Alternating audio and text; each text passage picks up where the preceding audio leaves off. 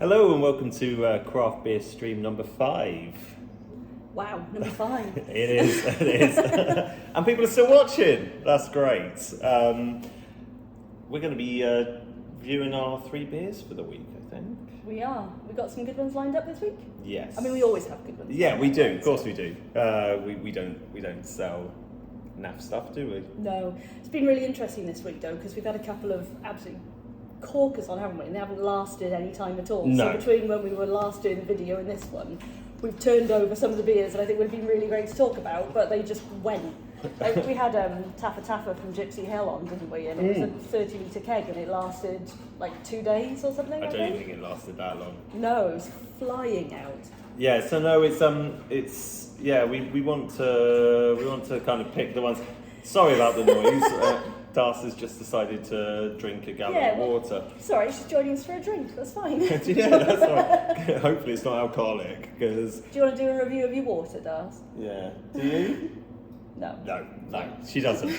So our first beer for today is going to be from Twisted Barrel. Have we had Twisted Barrel before? I'm not sure that we have. No. I mean, we're over... I think we've just hit around 800 different beers on draft, which is mind-boggling, to be fair. Yeah, it's amazing. Because we're not even 2 years old, and we've managed to get like 800 different beers on draft. So yeah, we're going to be doing Twisted Barrel today. It's for Tokyo, and it is a 4.5% stoned fruit. Stone fruit sour. We do love sours, and it's just again one of the ones that we're really enjoying this week. And actually, the weather is still looking good out at the moment. Yeah, touch wood. So yeah, I'm gonna start pouring that, and we'll talk about it. And of course, you say, I mean, we are coming up to our 2nd birthday, aren't we? Yes, it's not far away at all. No, 26th of August? Yeah, 26th. So about a month away. Seems very, very strange. I think this is probably the most normal that we've operated in terms of like... It is. This is as close to normality as I think we've had since we opened. The joys of opening a bar in the middle of the pandemic. So... touch wood, long may it continue. Oh yeah, definitely. And it's been so nice to get people around, sort of have people chatting and sit around the table. So Tim did his first beer tasting night. Yeah, I did. I was quite nervous about it. You were. There's no reason to be. I know, but it was a crazy. It was one of those things that we'd always wanted to do it from the beginning, but we weren't able to do it. And to have a group of like-minded people sat around the table chatting, and don't get me wrong, after a few beers, everyone really started chatting. Conversation really started to flow. But we got to try some really crazy beers. We started with, what did we start with? You started with the Daya. Yes, so we had a Daya that I really was intrigued to try because it was a combo of American hops and malt, which typically they weren't. No, was it malt? I can't remember what it was now. Gold. It was. You've slept since then. Yeah, I have slept since then. But it was quite an unusual take, and it was a style that we're seeing over in America that Dave had taken and done a twist on. And then you had Pieces of Glow from Polly's. Pieces of Glow from Polly's, which was made with I think 50 kilos of grapes using, and it was Nelson's Did it have Nelson? Yeah, so Nelson's a very grape. Yeah, and it was almost like the reason why they made that was because they really love a crisp glass of white wine. They're brewers, but they really enjoy white wine. So I can get down that. so I wanted to like try it. It was a step away from what they usually do, and there was this real sort of almost winey vibe to it, which was super cool. And then you have the Yonder Elixir. Yeah, we did the Yonder Elixir, which was their. Oh, it was a barrel aged, cold steeped. What was it? Is it a sour? Yeah, it's a sour porter with chugger. Using, instead of water, they used a sap from birch trees. So it just had everything going on. Basically. Yeah, it was insane. It was almost like fizzy cola bottles, but with an umami taste, which was from the medicinal chugger mushroom, which was added into the boil, and that was really, really bonkers. And I think it was one of those ones that you wouldn't normally buy a bottle of it, but the point of the beer club is for everyone to try like a little sample of everything, and maybe something you wouldn't normally have. And then we finished with 11.3 or 6%. Brew York, wasn't it? Brew York Black Belt Origami, Yeah. which was another stout. Yeah. And that was awesome. It was just like decadent and just had it was maple and ginger. Yeah. That was it. Maple and ginger, and it was just amazing. And actually, it was quite interesting to see what everyone was which was their standout beers. And actually, I think a lot of people were going for the Polly's and the Black Belt Origami, but a lot of people really enjoyed the Elixir. Yeah, well, again, I think it's just that opportunity to try something that you might be a little bit considered about buying a whole bottle of, because it's a fairly pricey beer, isn't it? And it's so unusual. It's got so much going on with it. Yeah, I mean, that's the thing. Whether I would do a whole bottle of it, I don't know, but I really want to share, maybe. Yeah, it's definitely a sharing, and that was the kind of the point. And off the back of the success of that, we're doing our next one. Yeah, well, that one, I mean, it was the first one that we've done. It sold out, which was really lovely. We had such a good group of people, and since then, I've had people stopping me in the bar. I've been tweeted, I've been messaged just from people saying they had a really great time and how lovely it was to meet people, and they're saying, oh, I've seen you in the bar, and customers recognising each other and chatting now. Yeah, it was really lovely, it was a lot of fun, and I was a bit like, I had an idea of how I wanted to run it, but actually in the end it was much more of a conversation. I sat in the middle of everybody, kind of having a chat. It was lovely. I was here, sat a couple of tables over, because I sorted out the snacks and was on hand in case anything was needed. It just looked, everyone was just having a great time, and it was really nice. It was good. So we've got an August one coming up on the 17th of August. So we've just put the tickets out on our website. So we'll be tying that into our birthday celebrations. We Are Two celebrations. Yes. Whoop whoop. Which we've got a couple of other bits and pieces planned, including the long talked about Verdant tap takeover, which we are ridiculously excited about. But first of all, we've got Electric Bear this week. We've got a nice stack of pump clips from the kegs. We've got 10 of their beers sitting happily in Fran, the fridge, ready to go. Yeah, Chris and Brewer's coming down to chat about the beers. Yes, it's a really nice evening. Yeah, we're really excited about it. We've got Full House, which is awesome. Yeah, inside out. Yeah, which is cool. There's 10 different beers on tap for people to try, and we'll be we'll put them on for the nights, then we'll be taking them off, and then periodically put them back on throughout the next week or so. And we got got pink lemonade sour from them, haven't we? Boom landing. Which is super excited. Yeah. I love me a pink lemonade sour. Yeah, we had that at the when we first tried it 3-4 years ago. Yeah, I think so. Yeah, actually at their tap room. They didn't actually have it on keg. It was the last few cans they had left. Right. When we went to visit our son. And it was a collab with Beatniks Republic, so that was super cool. More, sadly. No, is really sad. Yeah. I mean, this is the thing, we're starting to see various breweries unfortunately not making it. We've lost one in Cardiff recently. Yeah, Rival, which we're gutted to see go. But I mean, it's the times at the moment, and it's a ridiculously hard time in the brewing industry, in hospitality, and I think it's just something that be mindful of and basically support indies. Support your local, support indies. Right, talk about sours. Sorry, yes. Talk about so sours. The first one's Twisted Barrel for Tokyo, which is it's actually a 4.7. I thought it was 4.5, but it's 4.7. And it's a stone fruit sour. Okay, so did you say, what's in this? So it's a kettle sour, and it's got 140 grams per litre of apricot and peach puree.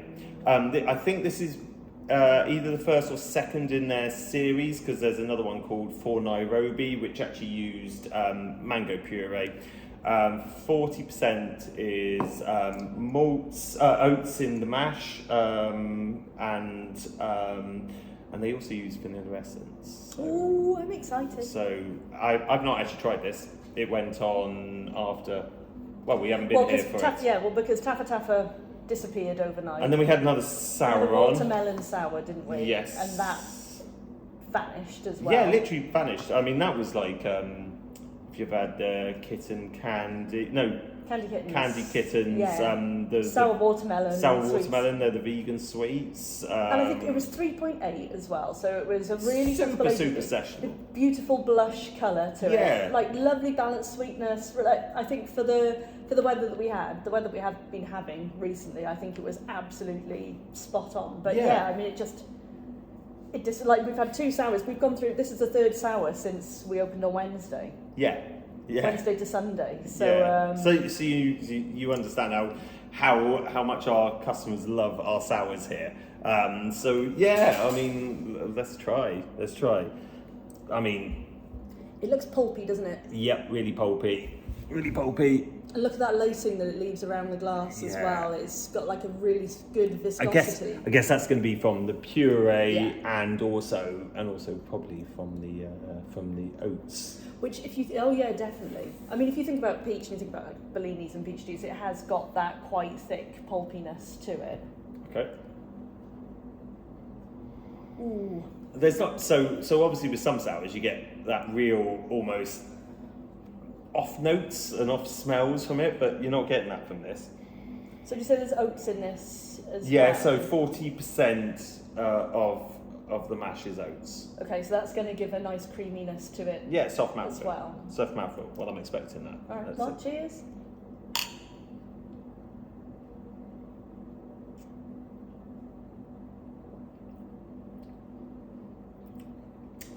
I'm getting the vanilla instantly. It's more tart than I was expecting, if I'm honest. Yeah, so it's got in a good way. Yeah, but it's got a nice lactic finish. Does it have lactose in it? No, lactic. Lactic. Sorry, acid my bad. Finish. Sorry, it's my pronunciation. And yeah, I've just got that weird accent that's a cross between Mary Poppins and a slight Welsh twang now, slightly. Jiminy. But no, instantly you get vanilla. Definitely get vanilla.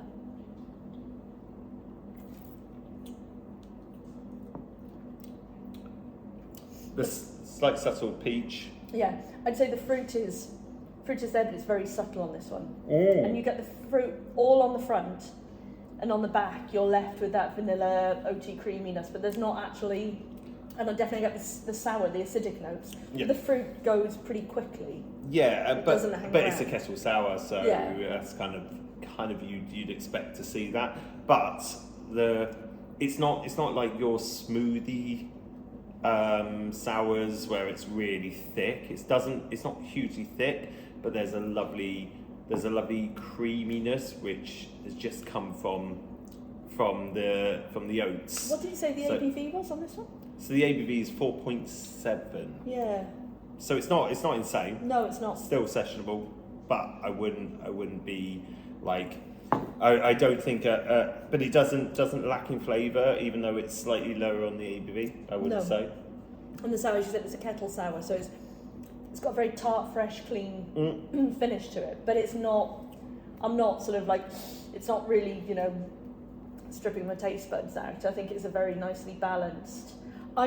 Personally, I would like that to be a little bit fruitier, if I'm honest. I think, but peach and apricot are very subtle flavours anyway. It's lovely, but I would like it, given that it is pitched as fruited, I would like to have a little bit more fruit there. Do you think that vanilla's overpowering, or do you think it's balanced?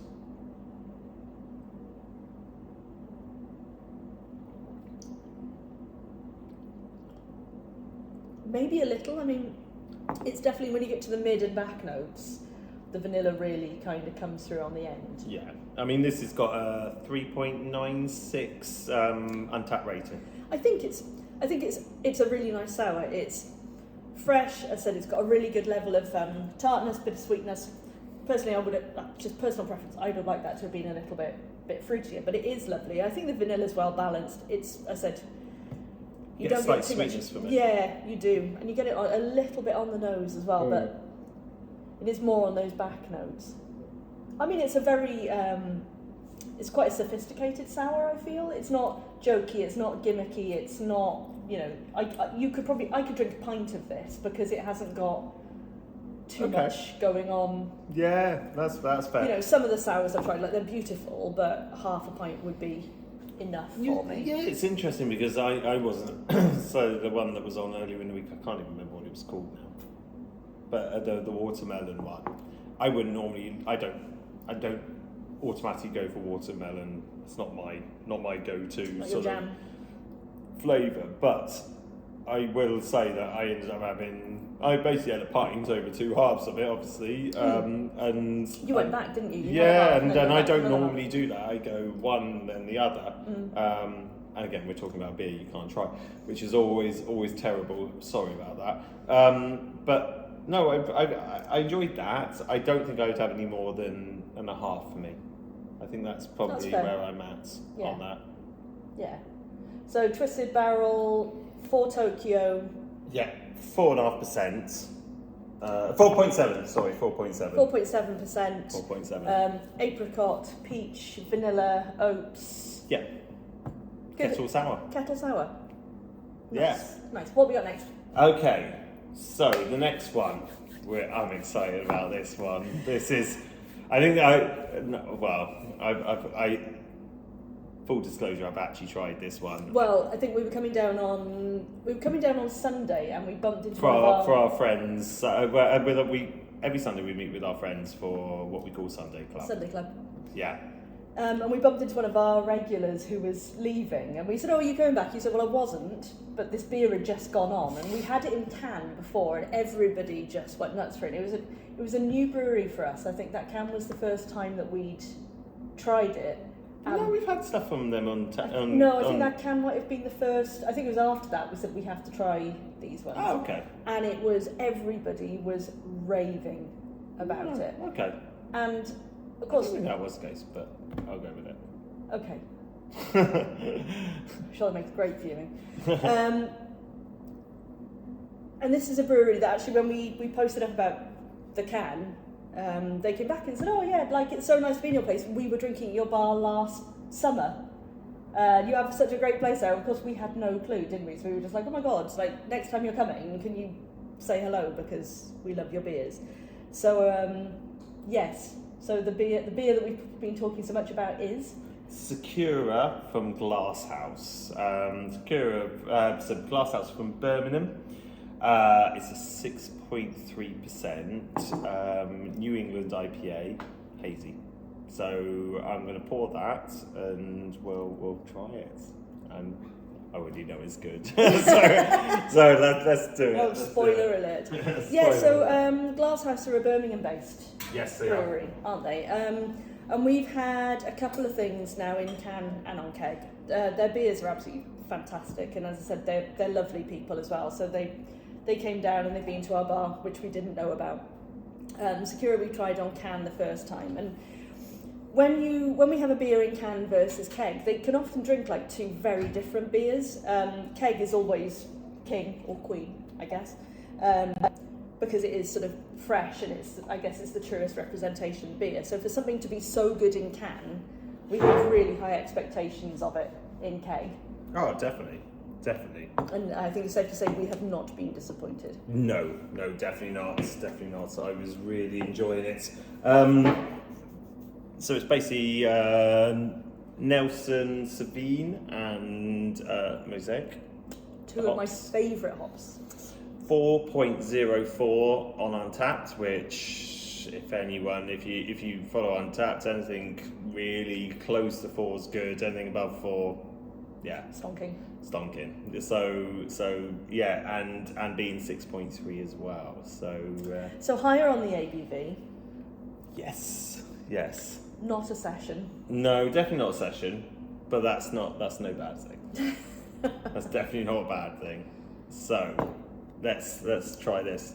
So super hazy. Oh, I'll get the pump clip as well. Have we got a pump clip? Yes, we do. We do. Such a pretty can as well, and pretty pump clip. And he fell off Really then. nice. Sorry. Okay, so Sakura by Birmingham-based Glasshouse Brewing Co. Yes. So ABV in the 6s. So I'm expecting, like I haven't tried it. Heavier, bitterer notes. Bitterer. More bitter notes. More rounded body, more rounded mouthfeel. A bit heavier drinking than the sour, certainly. Oh, definitely. But I guess from the hops, what are we expecting?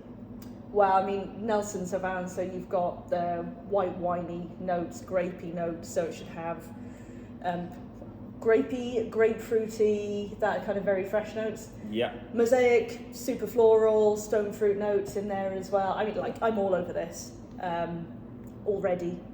Let's try. Cheers. Oh, like bitterness on the nose, fruitiness. I'm getting mango passion fruit. Orange.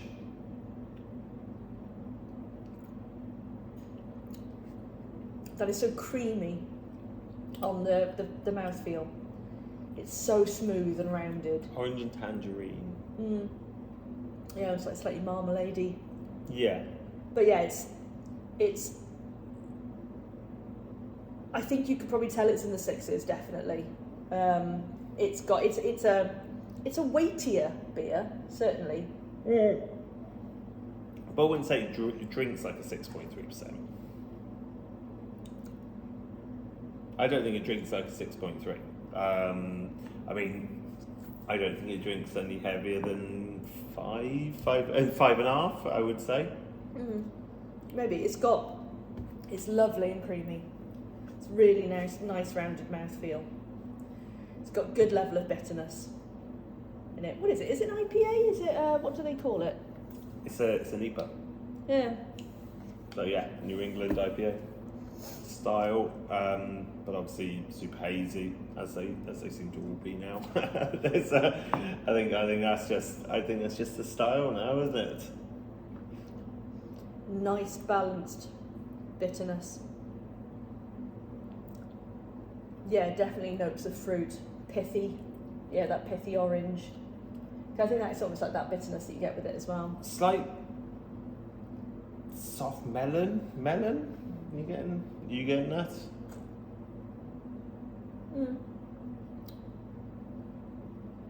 Yeah. It's a beautiful beer. It is. It's superb. It's superb. And this is the thing. It's like, I mean, we've got a few from them just come in to go on over the next few weeks, and we've had quite a few beers from them now, and and it's one of those sort of breweries that just really starting to come up. They're definitely a newer brewery for me, but I'm so glad that we've tried them because, again, I've not met a Glasshouse beer that I've not liked. They did a collab with Neil Raptor that we missed, which I was gutted. I would have loved to have got my hands on that. I think that would have been brilliant. It would have been. But I mean, this is the problem. We can't get every single beer that comes out. We try to handpick them, and also we're also in the massive bun fight every week of trying to order beers. And so I know, like, we chat to the Glasshouse guys on social media, so I will send. I'm going to be tagging them in it. But guys, if you're watching, this is banging. This is epic. It's really good. Definitely, really definitely. I'm loving this. I'm loving this. That's a lovely beer. Okay, that was beer number 2. I mean, we're flying through this week, but I think what have we been up to? Because we've had a bit of a crazy week this week it's been like we've been doing all sorts of random stuff. Weird and wonderful things. Yeah, I mean, not only have we we've been picking up new trade orders with the spirits company. We've had a really crazy week in the bar. Which we're really grateful for. And we've been planning lots of new events as well for the rest of the year, because we're trying to kind of front load everything up front and things. Yeah, we've definitely got Christmas on our minds, haven't we? Which seems bizarre because we haven't even touched August yet. Yeah, but unfortunately we have to start thinking about that now. Yeah, I'm starting to talk about Christmas party hire here and what we're going to be offering and what we're going to be doing. So I think from September we're going to be starting to plan Christmas at Craft, aren't we? And start putting out our Christmas events. Probably be more beer tastings, wine tastings, gift offerings, Christmas party vibes, pub quizzes, that kind of jazz. Yeah, but we've also we're working on a little project on the side. You're desperate to talk about Junie, aren't you? Yeah, I'm going to talk about Junie. Okay. So we've the new woman in our life. Yeah, she is. So we've been doing some outside events and we've been loving it, but the logistics and like moving stuff around, whether that's fridges, stock, all that kind of stuff, has been and also with weather and gazebo. It's a minefield. With a bar, you're just like, it's all here, and you just turn up, and it is what it is. I think the nail in the coffin was the Barry Island Food Festival, wasn't it, recently? And we rocked up, and it was, we'd had stunning weather for like a week, 2 weeks beforehand. Yeah. And just on the Friday night we went to set up, there were gales, it was raining, and of course we pitched up with our little, navy blue gazebo. And everything was blowing everywhere, and it was wet and it was windy. It was horrible. And I just sort of looked down the promenade, and there was somebody who had an Airstream, and they'd literally just parked up their Airstream and gone. And there's us kind of in our waterproofs trying to attach it to anything that we could. Was it we were attaching it to the bench? We were attaching it to everything to try and stop it from blowing away. Ratchet straps to make sure it actually was there when we came back in the morning. And then the next day we had this wonderful Welsh weather that was bright sunshine one minute and hailstones and gales the next. I was under a centimetre water at points, being hit right at the back of the gazebo. And it was blowing right into the front as well, right. So it was soaking everything. It was a nightmare. So it was one of those things that Claire and I were just saying, okay, we need some kind of vehicle. We don't know what it is, or a trailer or something that basically we can just rock up with and pitch and go. Bearded Tacker were there in their camper van, and I was just looking at them. I was outside, I was watching them, and they were all dry and protected, and we were sort of looking more and more drowned. There's the famous Kinging It video, which was kind of one of the ones that made them famous, shot down on Barry Island where he gets hit with the flying fish, isn't there? It didn't feel a million miles away from that. It really wasn't. I was waiting to be hit by something. We were looking a couple of weeks ago, and we weren't looking. We decided that's what the route we were going to go for next year. You looked and found something that fitted the bill locally. We purchased a 1971 VW T2 bus. That's panel van bus, whatever you want to call it, in the T2 in the VW world. That's actually a mobile bar. It's partly converted. I mean, the main bulk of the conversion's been done. Oh yeah, it's got an electric roof that lifts up, and we'll drop in some stills of her, or maybe a little video. I don't know. We'll work that one out as we're doing it, so you can see what we're talking about. And she's undergoing a restoration over the next month, because we've actually got events that she signed up for. Yes, yeah, we have. As if we had enough to do. When you picked her up and you said, she needs a bit of work, and we said, that's fine, we'll get her up and running for next year, so for summer parties, for mobile bar, for weddings, because I think our original plan was primarily to use her for the spirits company, but actually since then we've talked about putting in a couple of lines. Simon Martin very kindly offered us one of his kind of little Lindy machines. Yeah, so I think, we do want to have more of a full bar offering. couple of beers, a cider, and the spirits. But we thought, we'll take our time.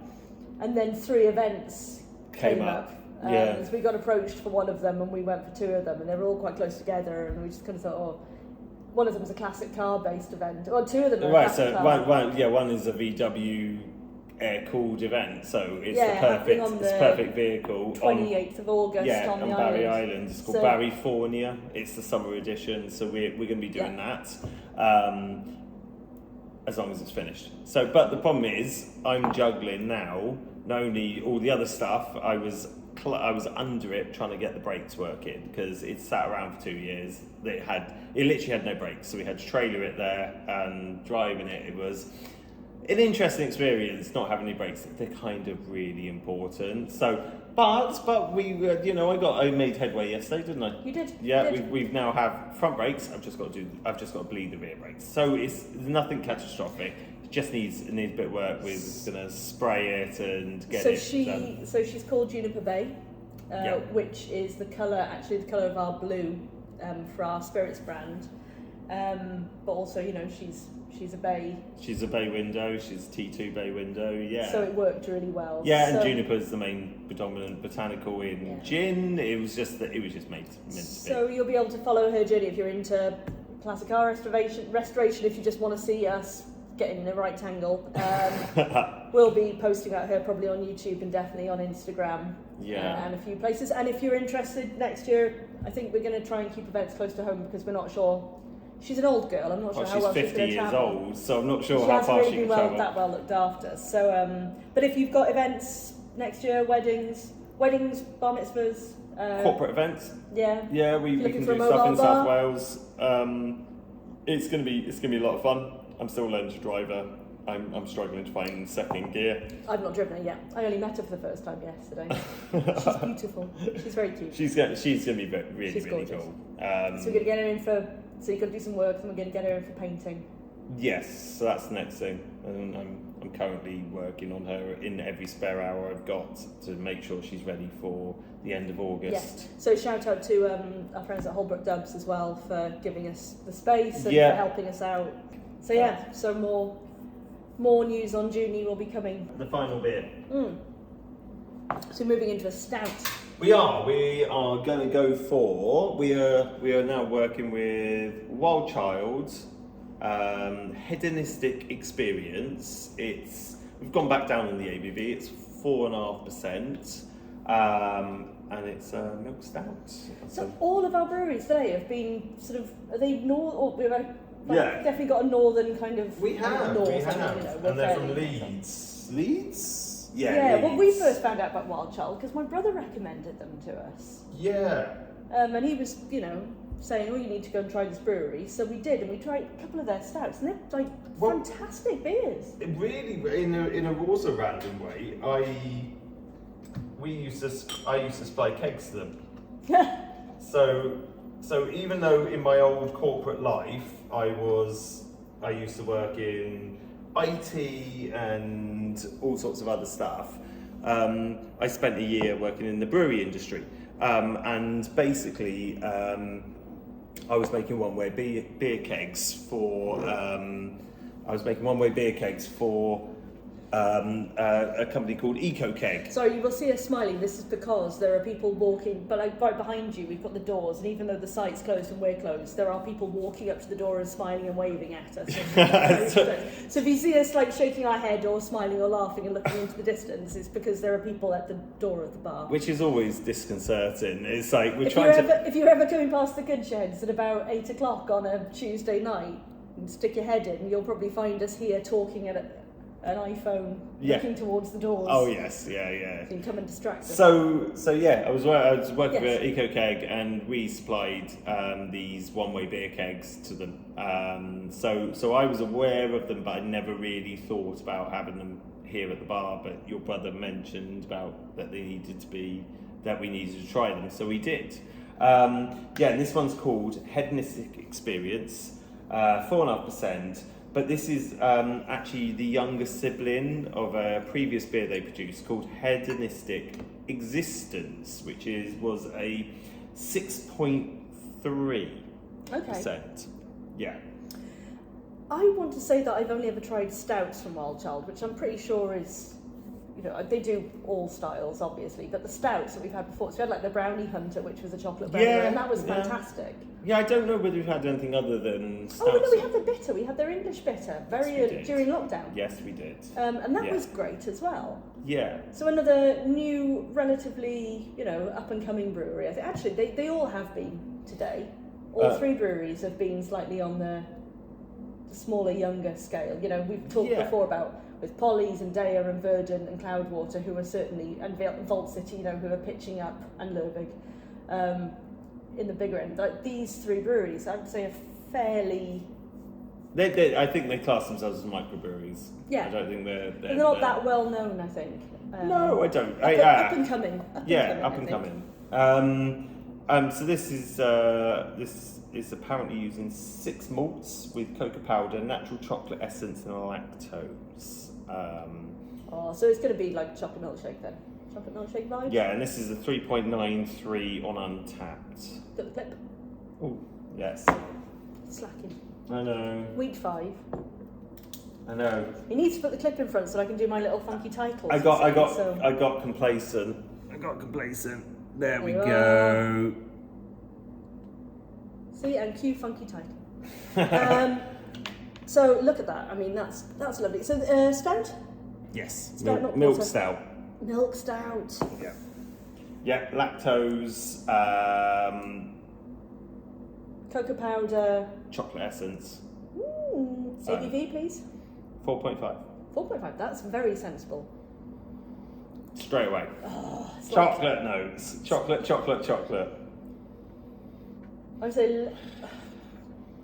I'm not getting a lot of coffee from it, from the nose. Tiny little bit of burnt coffee. Yeah, tiny, but not. It's almost like if you made a chocolate Nesquik and put a dash of espresso in it. I think you're probably. Yeah, that would. Yeah, I can get that. I can get that. Oh, there's a bit of fruitiness there, though, on the nose. Ever so slight. Plum? Yeah, maybe. I'm excited. Well, let's try.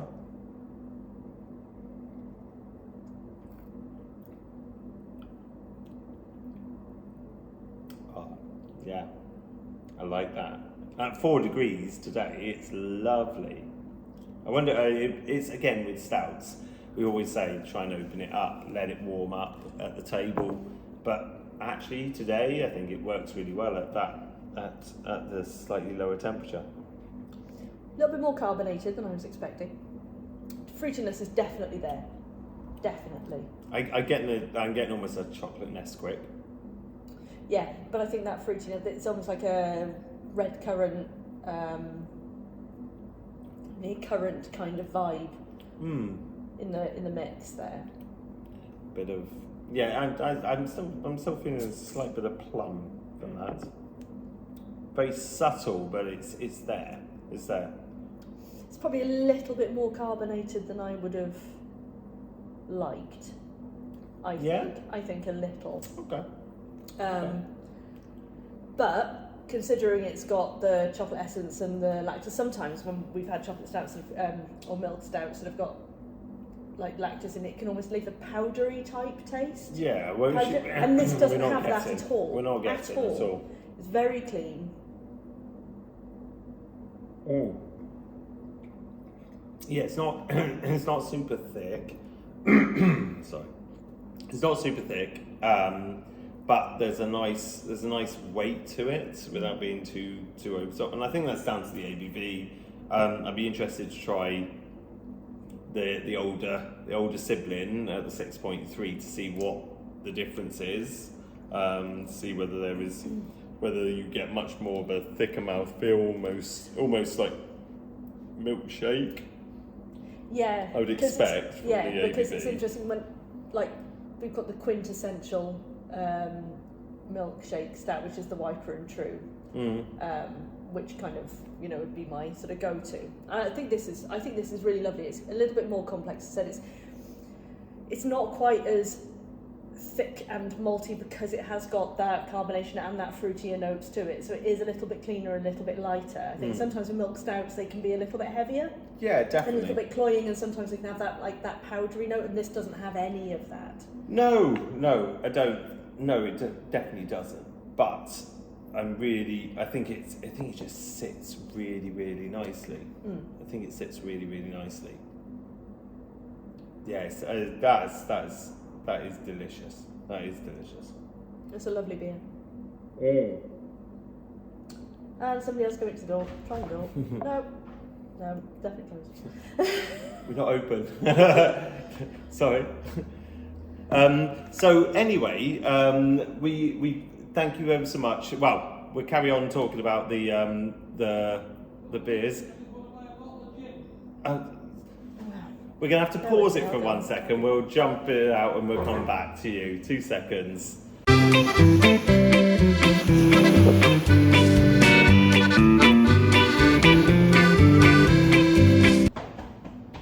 Sorry. And we're back. Sorry about that. I did sell a bottle of gin though, so it wasn't a completely wasted effort. Yeah, we just need.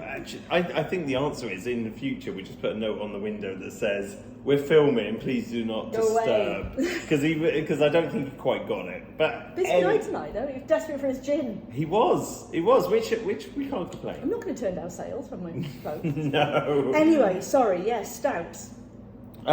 Yeah, I mean it's been a great great tasting today, I think. So, Wild Child Hedonistic Experience milk stout 4.5, a good ABV. So sessionable. Yeah. So we started with our Twisted Barrel for Tokyo at 4.7. Went on to the Glasshouse Sakura at 6.3, which is that's actually our standout beer for the night.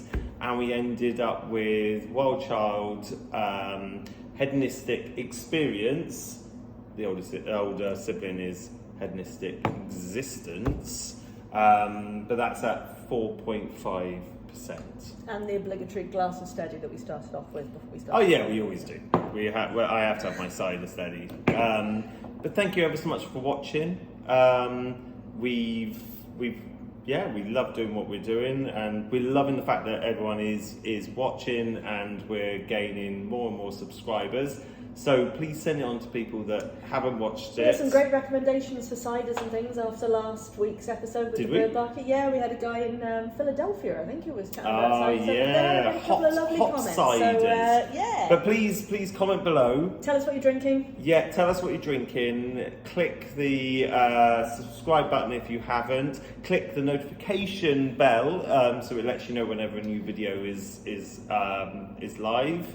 And we've tried 3 fairly new breweries today, but certainly newer breweries to us. If you've got breweries that are local to you that you think that we should be trying, or your favourite ones, please add them into the comments. We're always looking for recommendations for new breweries. We're really proud to support independent breweries here, and we want to give them a platform so that all of our customers can try them as well. So please, if you've got a brewery that you love, or if you are a brewery and you think that we need to try your beers, add them to the comments. And anything else you want to see. We're always open to, if the format works, if it doesn't, just let us know. All right, thank you very much.